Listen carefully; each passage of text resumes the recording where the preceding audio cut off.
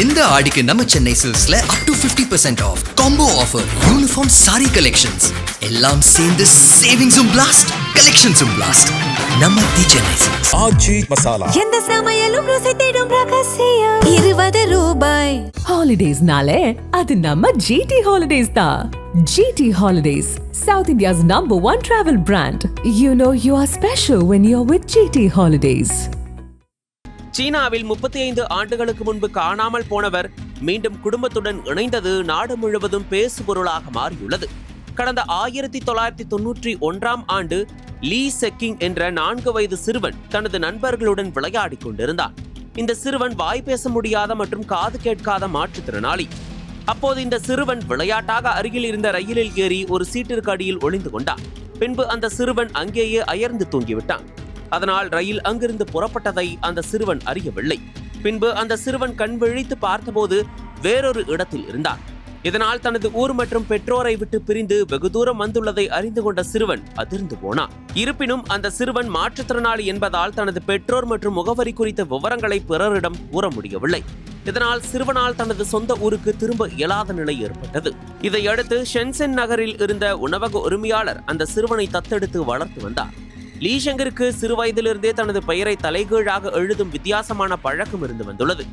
இந்நிலையில் தனது குடும்பத்தாரை கண்டறியும் நோக்கில் லீ சமூக வலைதள பக்கத்தில் பதிவு ஒன்றையும் அத்துடன் தனது பெயரை தலைகீழாக எழுதிய படத்தையும் இணைத்திருந்தார். இதனிடையே அவரது குடும்பத்தாரும் லீயை கடந்த பல ஆண்டுகளாக தேடி வந்தனர்.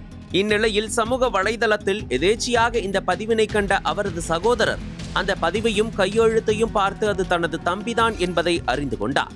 பின்பு இது குறித்து காவல் நிலையத்தில் புகார் அளித்தார். இது குறித்தான வழக்கில் இருதரப்பிலும் அதிகாரப்பூர்வ மரபணு சோதனை நடத்தப்பட்டது. இந்த சோதனையில் சமூக வலைதளத்தில் பதிவை வெளியிட்ட நபர் லீ ஷெக்கிங் தான் என்பது உறுதி செய்யப்பட்டது. இதையடுத்து ஷென்சென் நகரில் நடைபெற்ற சந்திப்பின் போது 35 வருடங்களுக்கு பிறகு தங்களது குடும்பத்தாரை கண்டுகொண்ட லீ தனது பெற்றோரையும் சகோதரர்களையும் கட்டிப்பிடித்து கண்ணீர் விட்டு அழுதார். இந்த சம்பவம் சமூக ஊடகங்களில் வெளியாகி வைரலாகி